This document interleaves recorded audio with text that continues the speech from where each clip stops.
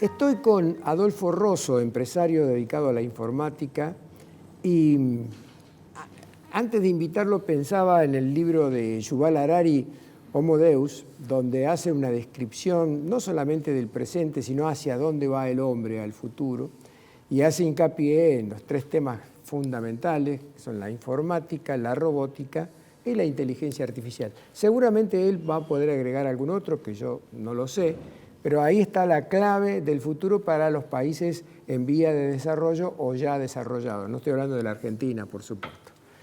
Adolfo, gracias por venir al programa. Muchas gracias por la invitación. Un gusto tenerte acá. Muchas gracias por la invitación. Bueno, desde tu punto de vista, ¿el futuro de la humanidad está bastante bien encaminado? Y el futuro de la humanidad desde el punto de vista, digamos, científico, está en un avance impresionante de las cosas que se están haciendo actualmente y puede que científicamente esté bien encaminado, puede que haya otros factores que no estén tan bien encaminados, ¿no? Pero bueno, hay un constructor de equipos informáticos que hace muchos años, ya por la década del 90, dijo: la fábrica del futuro va a tener 2 empleados, un hombre y un perro. El hombre va a estar para alimentar al perro y el perro para que el hombre no toque la computadora. Claro. ¿Ya? Entonces, Claro. bueno, eso es un problema. Eso lo dijo Charles Schwab, que era un constructor de computadoras, Schwab, que era muy particular. Después escribió un libro que se llamó Tecnovisión, que habla un poco del futuro. Después lo repitió Andreas Oppenheimer en uno de sus libros. Mirá vos. Lo que vos decís es fantástico. Cuando la palabra fantástico, en su gran dimensión, ¿no? Pero enseguida aparece otra pregunta de decir, bueno, pero ¿qué va a ser el resto de la humanidad, aparte de ese hombre y ese perro? ¿De qué van a vivir? ¿Cómo se van a alimentar? ¿Cómo es ese tema? En los últimos tiempos ha habido muchas transformaciones interesantes, ¿no? Para ver y a ver qué es lo que ha sucedido. Con la irrupción de la inteligencia artificial y digamos, de los grandes procesamientos de datos, de las capacidades extraordinarias que tienen las computadoras ahora en este momento y que van a aumentar cuando tengamos las computadoras cuánticas y demás, todavía se van a multiplicar por millones estas potencias de cálculo. Entonces, hoy en día tenemos la facilidad de analizar enormes, pero enormes cantidades de datos, como ha sido, por ejemplo, el problema de los Panama Papers. 13 millones de documentos, si había que leerlos, un humano hubiese demorado años. Sin embargo, ¿eso qué se hizo? Se buscó y se leyó a través de computadoras en Malta, y eso en muy poco tiempo, y se siguen sacando conclusiones, y cada vez se va aprendiendo más por los software de inteligencia artificial que aprenden hacia adelante y aprenden hacia atrás, y forward y reverse. Entonces, eso va a traer transformaciones impresionantes. Uno de los casos interesantes, ya que estamos con un periodista, es lo que le sucedió al Washington Post.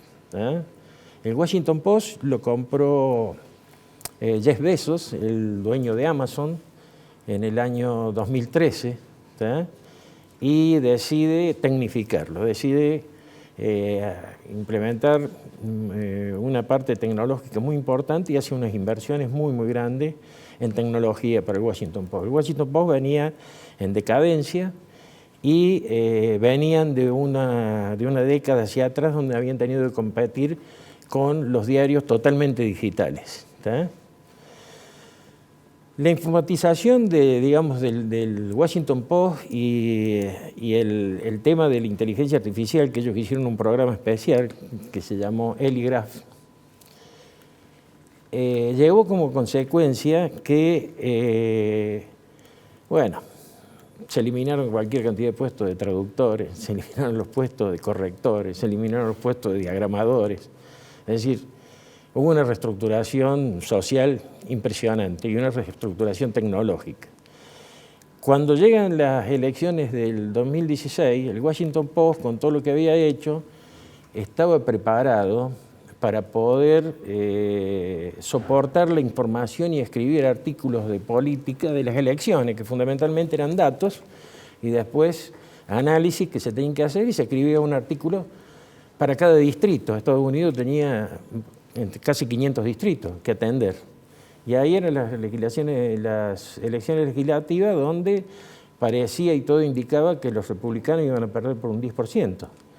Sin embargo, el Washington Post fue el diario que publicó un artículo para cada distrito, ¿no es cierto? Y publicó, por supuesto, de que los republicanos habían mantenido el Congreso y que habían ganado por un 4% en el departamento de Iowa, ¿no? ¿Y cómo lo hicieron?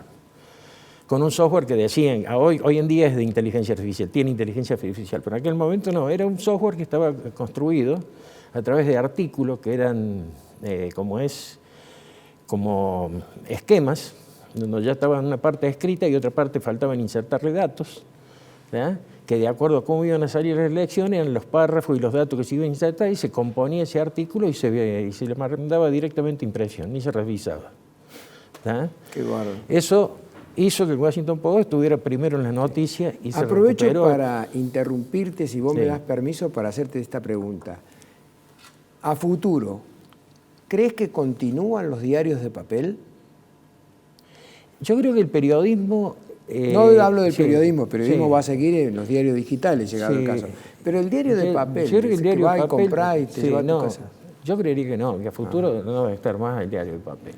Yo creo que el periodismo va, así como la medicina también, por los avances que se han hecho, va a una noticia totalmente personalizada. ¿tá? Porque hoy en día este software, que ya tiene otros, el New York Times, cuando un periodista está escribiendo una noticia, que lo ayudan con todos estos temas de correcciones y demás, traducciones, esto y lo otro, pero automáticamente ellos hablan de lo que es periodismo aumentado. Inmediatamente el software le está buscando fuentes y le está buscando otros resultados y ¿Qué otras cosas. significa periodismo aumentado? Aumentado significa que están conectados automáticamente a todas fuentes de datos, ya sea internet u otras, y están permanentemente buscando cosas correlacionadas o relacionadas a lo que se está escribiendo. Te vuelvo a interrumpir. Sí. ¿Esto estaría asimilado a lo que hoy, por ejemplo, a mí me está pasando? Que de repente me meto en Mercado Libre para ver cuánto vale una bordeadora de césped y después me pongo a leer La Nación y aparecen avisos de bordeadora de césped por todos lados. Totalmente. ¿Es así? Sí, sí. Google tiene tal cantidad de datos de cuáles son nuestros comportamientos que hasta podrían reproducir cómo nosotros hemos manejado la computadora en un día entero. Qué bárbaro. Hace 40 años atrás, mira lo que estoy diciendo, Rubén, ¿no? Las bases de datos vos podrías setear y después, de una manera tal que lo que iba presionando en el teclado de una persona, vos después lo podías reproducir en cámara lenta y podías decir, che, aquí te equivocaste. Qué bárbaro. ¿tá? Bueno, eso, imagínate lo que es hoy en día. Vos has visto el sistemita ese que te metés en un sitio y le tenés que demostrar vos que no sos un robot, que se llama CAPTCHA. Sí, sí. Bueno, esa es la inversa del test de Turing. El test de Turing lo emitió en el año 1950. Turing, digamos, Alan Turing fue el que fabricó la máquina Enigma para descifrar el código de los alemanes. Claro. Muy famoso. Sí, sí. Entonces, él planteó un test y dijo, cuando uno se encuentre frente a una computadora y pueda mantener un diálogo vernáculo de una manera totalmente correcta y siguiendo el tema, etcétera, etcétera, ahí realmente vamos a estar frente a la inteligencia artificial. Ah. Bueno, el otro día, no sé si sabes lo que pasó con un ingeniero de Google. ¿Qué pasó? Un ingeniero de Google. Trataré de redondearlo, Sí. porque me avisa que nos queda 1 minuto y medio y te quiero hacer una gran pregunta final. Bueno, entonces vamos a la pregunta. No, un ingeniero de Google dijo que el sistema de LDMA que tiene Google para establecer diálogos con la computadora, es decir, para ser un asistente como es el Alexa o el Siri, había tomado conciencia. Entonces Google terminó a este ingeniero echándolo. Después otra vez comentamos por qué. Está bien. Leo por allí que la inteligencia artificial va a ser la ciencia del futuro y va a manejar casi toda la vida del ser humano. E inclusive, por ejemplo, va a ser mucho más eficaz un juicio llevado a tribunales manejado por inteligencia artificial que no manejado por abogados, jueces y fiscales. leo eso, que se va a poder hacer a través de la robótica operaciones, o ya se están haciendo operaciones quirúrgicas a distancia, pero sobre todo esto de la inteligencia artificial que va a poder resolver con más ecuanimidad un juicio. ¿Qué tanto hay de todo eso? Los juicios en Israel de las infracciones de tránsito los resuelve un robot. ¿Está? Para que tengas una idea. Es un tema muy largo para explicarlo, porque es interesante explicarlo cómo una computadora aprende, o cómo una computadora, o cómo uno de estos programas es de inteligencia artificial. Pero hay una cuestión muy interesante, son máquinas. ¿Tá? Y lo que yo te podría decir es que vos a un loro, y has visto que vos a un loro lo podés entrenar, y podés, como es, hacer que salude, que hable, y si alguien se pone a entrenarlo, puede que el loro hasta cante un tango. El día que vamos a tener problemas es cuando el loro entienda la letra. Está muy bueno.